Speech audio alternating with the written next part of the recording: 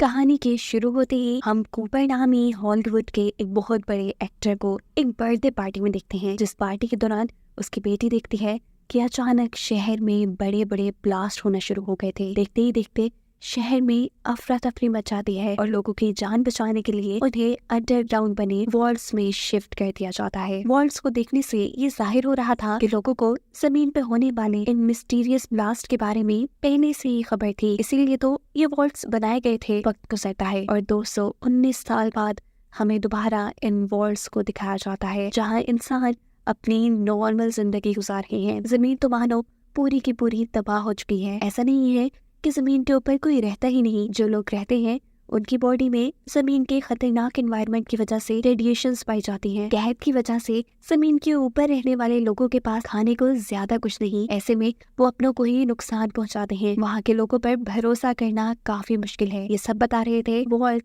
33 के chief hang, जिसकी बेटी लूसी की आज शादी थी। वॉल्ट 32 का एक लड़का अपनी चीफ ली के साथ लूसी से शादी करने के लिए यहाँ आता है। शादी हो जाती है और शादी के बाद हैंक सबको खुशखबरी देते हैं कि कुछ सालों बाद अमेरिका का एनवायरनमेंट काफी बेहतर हो जाएगा और यहाँ वॉल्ट पे रहने वाले लोग आखिर जमीन के ऊपर सेफली जा पाएंगे।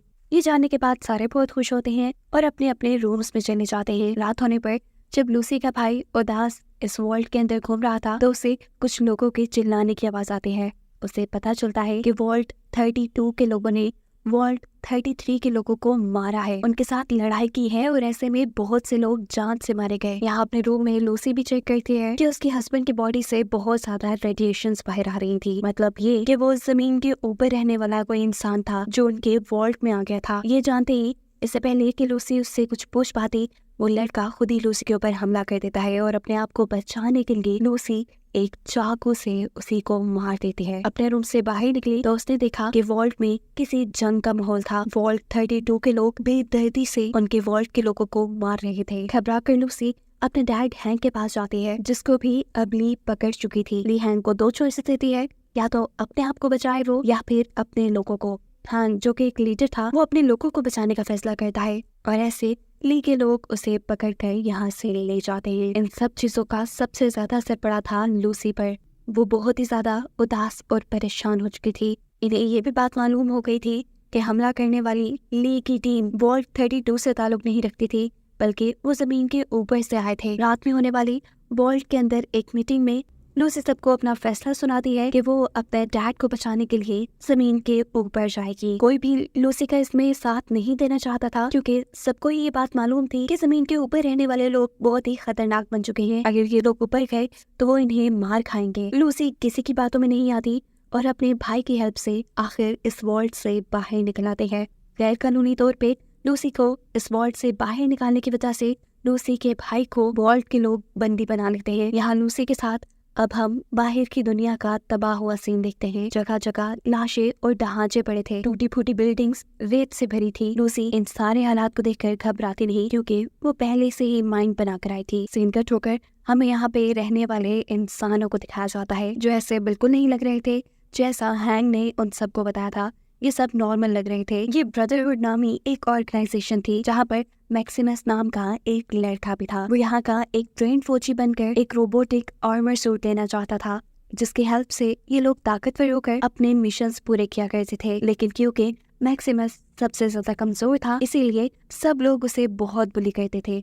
यहाँ तक कि अपनी इसी कमजोरी की वजह से उसे आज तक उसका रोबोटिक आर्मर सूट भी नहीं मिला था। वो यहाँ ट्रेनिंग ही करता रहा और उसके बाद आए हुए उसके दोस्त की भी प्रमोशन हो गई। ये जानकर उसे दुख तो बहुत हुआ, लेकिन वो कुछ कर भी नहीं सकता था। अगले दिन सुबह उठने पर पता चलता है उसे कि उसके जिस दोस्त की प्रमोशन हुई थी, उसके जूते में किसी ने एक बहुत बड़ा ब्लेड रख दिया था, जिसकी वजह से उसका पूरा पाँव जख्मी हो गया है और अब उसकी पोजीशन पे किसी और को हायर किया जाएगा। जनरल मैक्सिमस को ही उसके दोस्त की पोजीशन के लिए हायर कर लेते हैं और ये जानकर उसके दोस्त को बुरा नहीं लगता। मैक्सिमस आर्मर सूट पहने एक बड़े सोल्जर का असिस्टेंट था। उसकी ड्यूटी मिशन में रोबोटिक आर्मर सूट पहने सोल्जर की हेल्प करने की थी। उन्हें पहला मिशन दिया जाता है एक साइंटिस्ट को पकड़ने का, जिसने एक बहुत ही खतरनाक डिवाइस बनाई थी और ये लोग हेलीकॉप्टर में बैठकर मिशन के लिए निकल जाते हैं। दूसरी तरफ हम कुछ चोरों को देखते हैं, जिन्होंने एक कॉफिन खोला है। कॉफिन के अंदर से निकलने वाला इंसान कूपर था, वही हॉलीवुड एक्टर जिसे मूवी के स्टार्ट में दिखाया गया था। असल में वो पुराने वक्त में तो मर गया था, लेकिन अब कूपर को एक खास केमिकल की मदद से जिंदा किया गया। जिंदा होने के बाद वो इंसान नहीं रहा, बल्कि घाउल नामी एक क्रिएचर में बदल गया। ये चोर कूपर को उसी साइंटिस्ट की लोकेशन के बारे में बताते हैं जिनके पीछे ब्रदरहुड ऑर्गेनाइजेशन के लोग भी पड़े थे, यानी मैक्सिमस जिस साइंटिस्ट को मारने के मिशन पे था।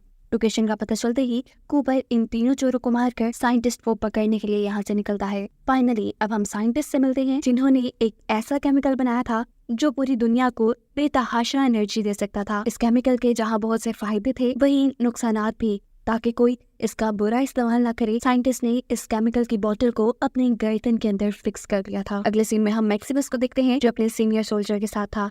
ये सीनियर सोल्जर मैक्सिमस से बहुत ही उठ-पटांग के काम करवा रहा था। उसे नीचा दिखाने के लिए मैक्सिमस को गुस्सा भी आता है, लेकिन वो कुछ नहीं कर सकता था।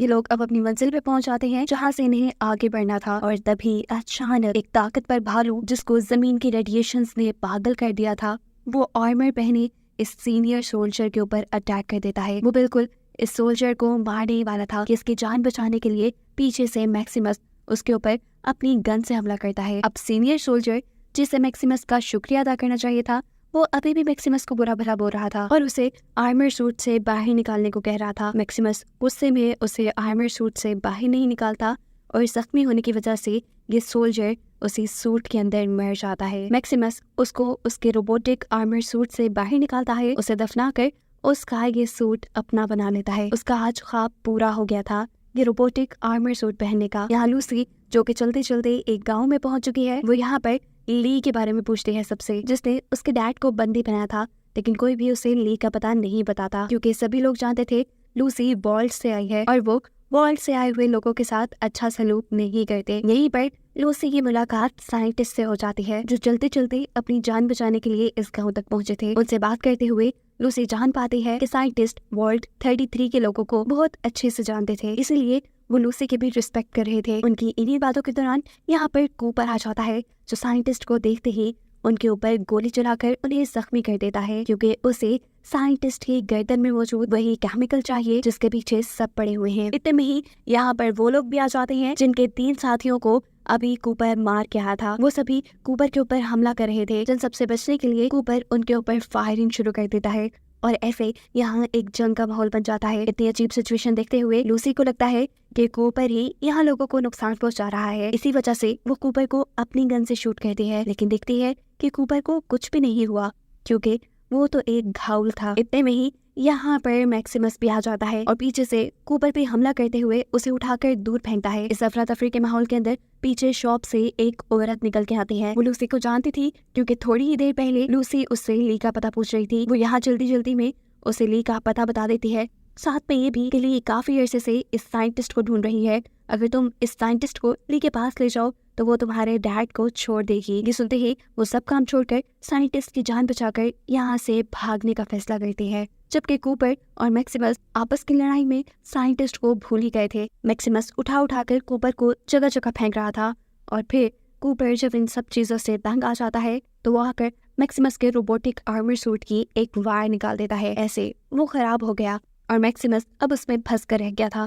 यहाँ हम देखते हैं कि साइंटिस्ट कूपर के किए हमले के बाद जख्मी होने के बावजूद भी लूसी के साथ आगे बढ़ते जा रहे थे, लेकिन एक पॉइंट आता है जब उन्हें फील हुआ कि वो अब नहीं बच पाएंगे। तब वो लूसी से अपना सर काटने को कहते हैं और बताते हैं कि मेरी गर्दन के अंदर ही वो केमिकल इंसर्ट है जो ली को चाहिए। ये लेने के बाद ली तुम्हारे डैड को आजाद कर देगी और तुम्हारा काम बन जाएगा। लूसी उन्हें मारना नहीं चाहती थी, लेकिन उनके इसरार पे और उनकी खराब कंडीशन को देखते हुए उसे साइंटिस्ट का सर काटना पड़ता है। सीन्स अब यहीं से पास्ट में शिफ्ट होते हैं। हमें कूपर की कहानी दिखाई जा रही है जो एक हॉलीवुड एक्टर था। एक अच्छा करियर होने के साथ उसकी एक हैप्पी फैमिली थी, उसकी वाइफ और बेटी, जिनके बारे में इस वक्त हैंक जानता था। यानी लूसी के फादर। कूपर को ये भी मालूम था कि ली ने हैंक को किडनैप किया हुआ है। वो अगर ली की जरूरत पूरी कर देता, यानी अगर वो ली को साइंटिस्ट का बनाया हुआ केमिकल दे देता, तो साइंटिस्ट उसे हैंक से मिलवा देती और हैंक ही उसे उसकी फैमिली तक पहुंचा सकता था। यही वजह थी कूपर की साइंटिस्ट को पीछा करने की। कूपर पाँव के निशानों का पीछा करते करते साइंटिस्ट तक पहुंच जाता है,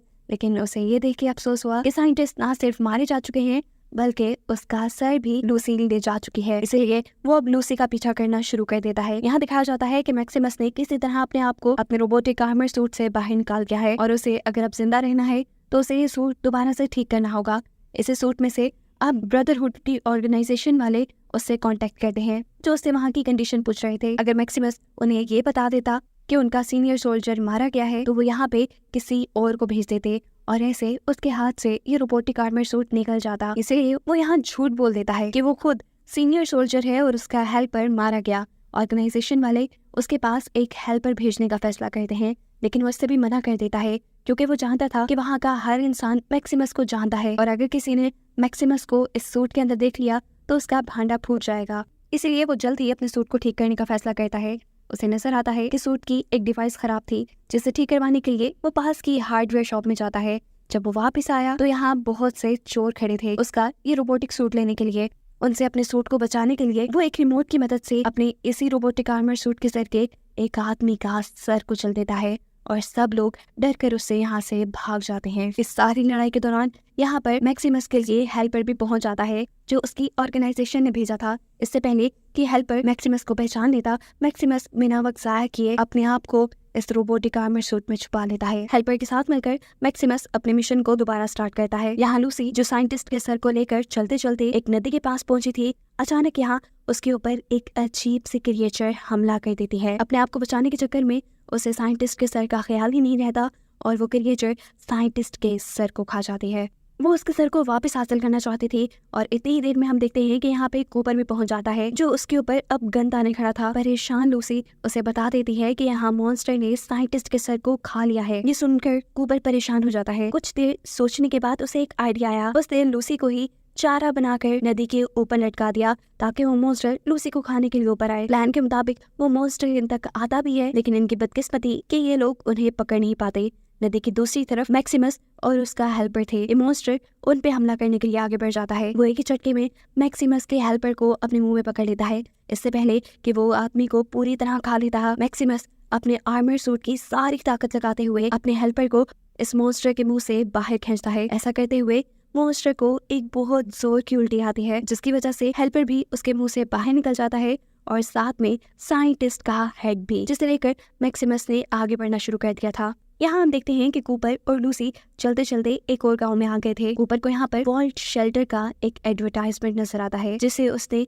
अपनी वाइफ के कहने पे शूट किया था। ये वही वॉल्ट शेल्टर है जिसमें आज सब लोग सेफ रह रहे हैं। खैर, अब वो लूसी को लेकर एक स्टोर पे जाता है, जहाँ वो लूसी के बदले एक ट्रक मांगने की डिमांड करता है। साफ जाहिर था कि वो लूसी को बेच रहा था। लूसी के पास भी कूपर की बात मानने के अलावा कोई ऑप्शन नहीं था। कूपर की बात मानते हुए वो स्टोर के अंदर चली जाती है, यानी उसने कूपर के लिए अपने आप को बेच दिया। स्टोर के अंदर उसे एक रोबोट मिलता है जो उससे अच्छी बातें कर रहा था, साथ ही वो उसका इलाज भी कर देता है। ये जानकर लूसी को थोड़ा सुकून हुआ कि यहाँ का एनवायरनमेंट सेफ है, लेकिन असल में ऐसा नहीं था। उस रोबोट ने इलाज करते हुए लूसी को धोखे से बेहोश कर दिया था और अब जब लूसी को होश आया तो वो ऑपरेशन थिएटर में थी। ये रोबोट एक ब्लेड के जरिए उसके जिस्म के बहुत से ऑर्गन्स को निकालने वाला था, जिसके बाद लूसी को एक घायल बना दिया जाता। ये नहीं कूपर जैसी क्रिएचर।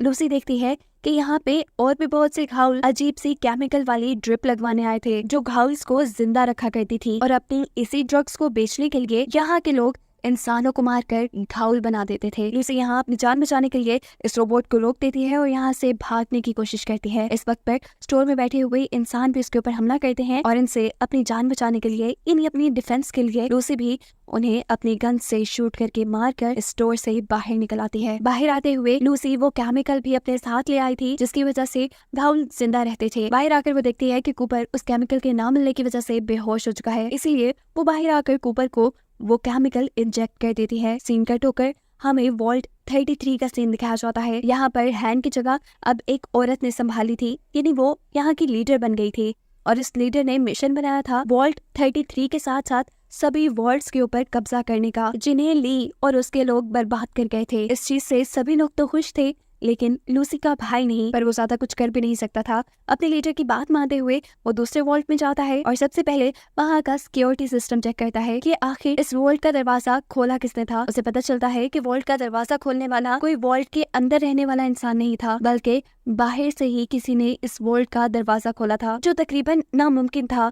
वॉल्ट का दरवाजा हमेशा अंदर से ही खुलता था। वो दरवाजे की खोलने वाले इंसान का जब फिंगरप्रिंट चेक करता है तो ये उसकी मॉम का था। ये जानकर वो पूरी तरह शॉक रह जाता है, क्योंकि उसे तो कई साल पहले बताया गया था कि उसकी मॉम मारी जा चुकी है। यहीं दूसरी तरफ हम मैक्सिमस को देखते हैं, जो साइंटिस्ट का सर मिलने पे बहुत खुश था, क्योंकि उसने खुद ही मिशन पूरा कर लिया था। साथ ही उसका साथी भी खुश था। अगले दिन ये लोग वापस अपनी बेस में चले जाते, लेकिन इससे पहले ही मैक्सिमस के हेल्पर को उसकी सच्चाई पता चल जाती है कि असल में वो कोई सीनियर सोल्जर नहीं बल्कि मैक्सिमस है, जो खुद एक हेल्पर था। ये सच्चाई जानते ही वो मैक्सिमस से लड़ने लग जाता है, और क्योंकि वो ये बात जानता था कि वो इस रोबोट से नहीं लड़ सकता, तब वो मैक्सिमस को हराने के लिए उसके रोबोट की बैटरी बाहर निकाल लेता है। ऐसे मैक्सिमस इस रोबोटिक सूट में फंस चुका है और ये हेल्पर उसे इसी सूट में मरने के लिए छोड़कर साइंटिस्ट का सर लेकर यहाँ से भाग जाता है। अगले दिन तक मैक्सिमस यहीं खड़ा रहा। उसके ऊपर अब बहुत बड़े बड़े कॉकरोचेस ने भी हमला कर दिया था। इससे पहले कि वो मैक्सिमस को मार देते, सही वक्त पे यहाँ लूसी आकर उसे देख लेती है और सभी कॉकरोचेस को अपनी गन से मार गिराती है। लूसी को इस रोबोट को देख के याद आ जाता है कि इसी रोबोट ने कूपर से उसकी जान बचाई थी, इसलिए वो इस रोबोट का हेलमेट खोलती है और अंदर उसे मैक्सिमस नजर आता है, जिसकी मदद करने के लिए वो उसे इस सूट से बाहर निकालती है। यहाँ पर ये दोनों ही एक दूसरे को अपनी अपनी कहानी सुनाते हैं कि कैसे लूसी को साइंटिस्ट का वो सर चाहिए जिसके अंदर मौजूद केमिकल को वो ली को देकर अपने डैड को छुड़वाना चाहती है, जबकि मैक्सिमस ब्रदरहुड ऑर्गेनाइजेशन के लिए उस सर को हासिल करना चाहता है।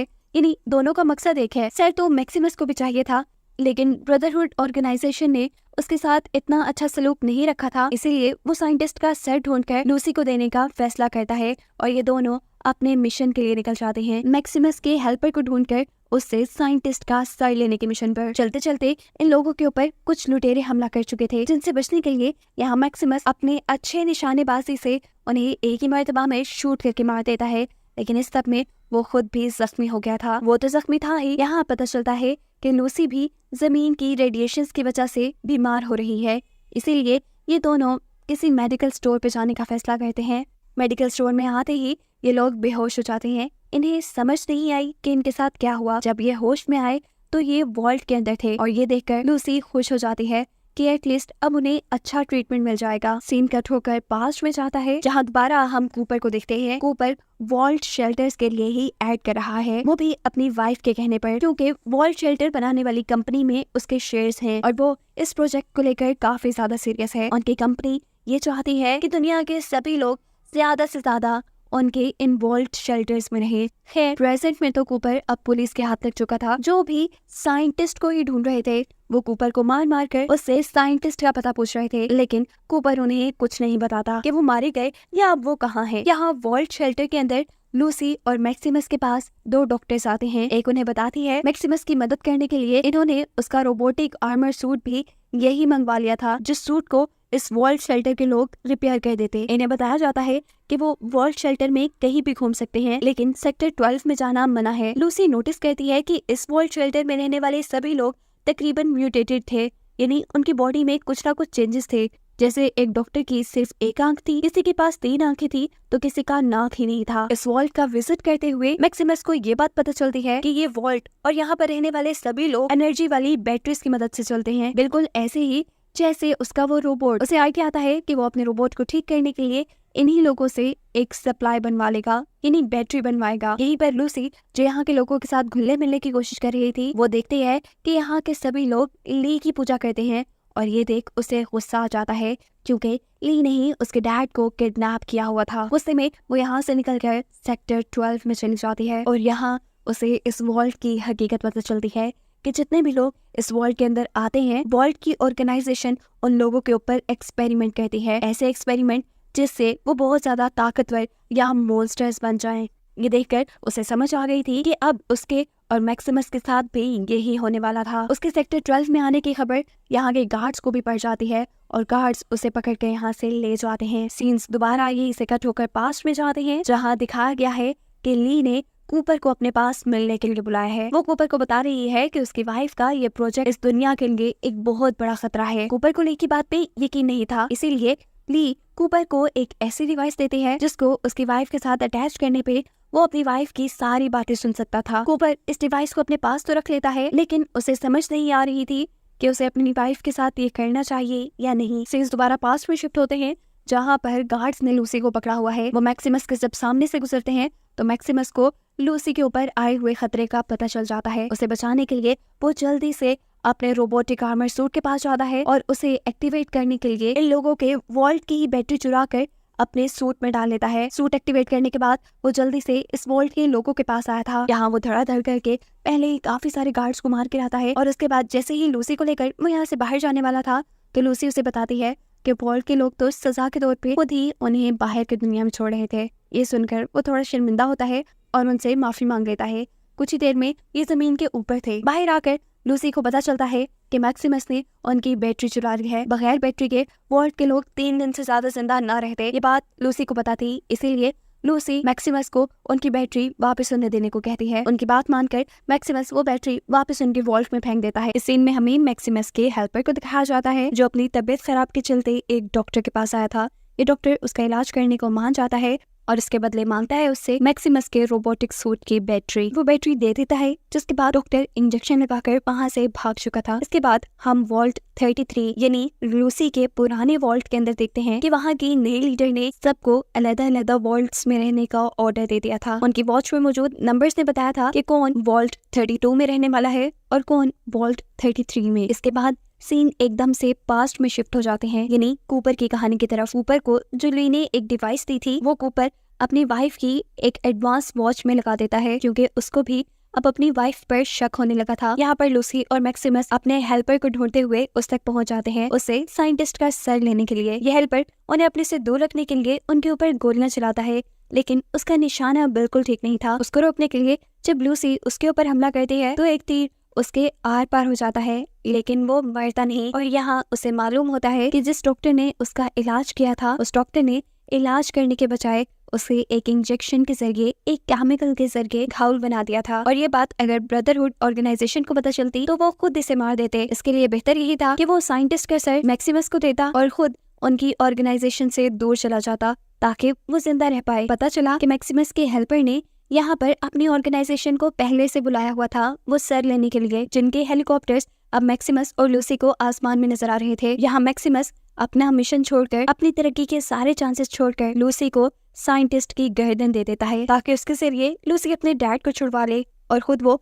पास पड़ी हुई एक मुर्दा इंसान की बॉडी का सर काट कर उसके चेहरे का बुरा हाल कर देता है ताकि कुछ देर के लिए ब्रदरहुड के लोग उसकी इस चाल से डिस्ट्रैक्ट हो पाएं। मैक्सिमस को लेकर ब्रदरहुड के लोग अपनी बेस में पहुंच जाते हैं और इनका जर्नल वो सर देखकर फौरन समझ आता है कि ये उस साइंटिस्ट का सर नहीं। यहाँ हम देखते हैं कि फाइनली लूसी भी ली के पास पहुंच चुकी है अपने डैड को छुड़वाने के लिए। उसके हाथ में साइंटिस्ट का सर देखकर ली बहुत खुश होती है और यहाँ उसे एक बहुत बड़ी सच्चाई बताने लगती है। उसे कुछ बताता देखकर हैंक यानी उसके डैड कहते हैं, लूसी इसकी बात बिल्कुल मत सुनना। लेकिन लूसी ली को सुनना चाहती थी। उसे यहाँ पे एक घायल भी मिली थी जिसकी हालत काफी खराब थी। सीन का ठोकर वॉल्ट 33 में शिफ्ट होता है जहाँ पर लूसी का भाई अपने ही एक जंग लड़ रहा है। उसे वॉल्ट 32 में शिफ्ट कर दिया गया था जहाँ आकर वो बहुत सी ऐसी मशीन्स देखता है जिनके अंदर इंसानी दिमाग फिट किए गए हैं और ये देखकर उसे ये बात समझ आ जाती है कि ये वॉल्ट उनकी रहने की जगह नहीं बल्कि एक बहुत बड़ी एक्सपेरिमेंटल लैब है जहाँ इंसानों के ऊपर एक्सपेरिमेंट्स किए जाते हैं और यहाँ रहने में उनकी कोई सेफ्टी नहीं। सीन्स से पास्ट में शिफ्ट होते हैं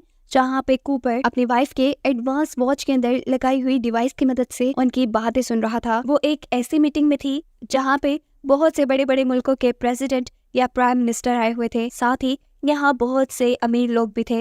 ये सब लोग इंसानों के ऊपर कुछ खुफिया एक्सपेरिमेंट्स करना चाहते थे। ये बात जब कूपर को पता चलती है तो वो बहुत ही ज्यादा शॉक रह जाता है। उसने अपनी वाइफ को क्या समझा था और वो क्या निकली। कूपर को और ये बात पता चलती है कि वो इंसानों को इमोर्टल बनाना चाहते थे, यानी ऐसा कि वो कभी ना मरे और साथ ही बहुत ज्यादा ताकतवर भी। और इसी काम के लिए कूपर की वाइफ उसके पैसों से बड़े बड़े वॉल्ट्स बना रही थी जिसके अंदर रहकर हर साइंटिस्ट, हर ऑर्गेनाइजेशन अपनी मर्जी के एक्सपेरिमेंट कर पाएंगे। जैसा हम देख भी चुके हैं कि वॉल्ट 32 में इंसानों के ब्रेन पे एक्सपेरिमेंट हुए। सबसे ज्यादा दुख और शौक की बात ये थी कि ये जो दुनिया बर्बाद हुई थी ये भी उन्हीं के प्लान की वजह से। इन सब मुल्कों ने मिलकर डिसाइड किया था कि वो अमेरिका के साथ साथ बड़े बड़े मुल्कों को अपने ही एटॉमिक हमले से तबाह कर देंगे। जमीन का एनवायरनमेंट ऐसा खतरनाक बन जाएगा कि लोगों को यहाँ से कहीं और जाना पड़ेगा। सेफ रहने के लिए लोग वॉल्ट्स के अंदर ही आएंगे और ऐसे उन्हें एक्सपेरिमेंट करने के लिए कभी इंसानों की कमी नहीं होगी। अब कूपर की वाइफ ये साबित करने के लिए कि उसका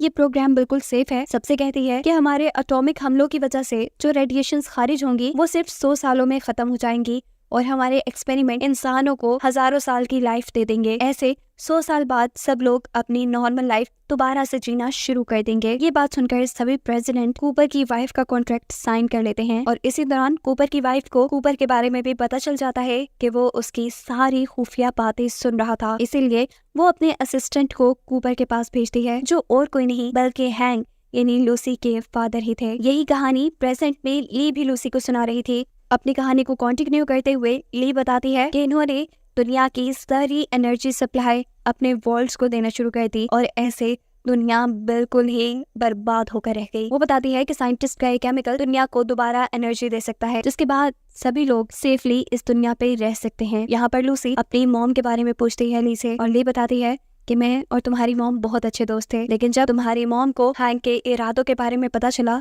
तो हैंक ने उन्हें ही मरवा दिया और फिर हमने उन्हें घायल बना के जिंदा किया। लूसी पीछे मुड़कर देखती है, ये घायल उसकी मॉम ही थी। लूसी की आंखें भर आई, वो रोने लगी थी और इसी दौरान उन्हें अचानक कुछ हलचल महसूस होती है। वो लोग देखते हैं कि ब्रदरहुड ऑर्गेनाइजेशन के लोग यहाँ ली के ऊपर हमला करने के लिए आ चुके हैं, क्योंकि उन्हें लगता है कि ली इस दुनिया को बर्बाद कर रही है। ये लोग बाहर से सभी गार्ड्स को मारते हुए ली के बेस के अंदर पहुंच जाते हैं। जहां आते ही मैक्सिमस हैंक को खोल देता है, क्योंकि उसे लगता था कि लूसी अपने डैड को छुड़वाना चाहती है, लेकिन यहाँ लूसी उसे हकीकत बताती है कि उसके डैड की वजह से ही ये दुनिया इस बुरे हाल में है। और ये सुनकर वो भी फ्लैशबैक्स में खो जाता है उस वक्त में जब उन एटॉमिक हमलों की वजह से उसका शहर बर्बाद हुआ, उसके पेरेंट्स मारे गए और ये दुख उसे आज तक नहीं भूला था। वो इन्हीं बातों में खोया हुआ था कि उसका रोबोटिक सूट हैंक के हाथ लग जाता है, जो पहनकर वो मैक्सिमस के ऊपर हमला कर देता है और मैक्सिमस बेहोश हो जाता है। इतने में ही यहाँ कूपर भी अपनी एंट्री कर चुका था, क्योंकि उसे ली और उसकी ऑर्गेनाइजेशन की सारी हकीकत पता थी, इसलिए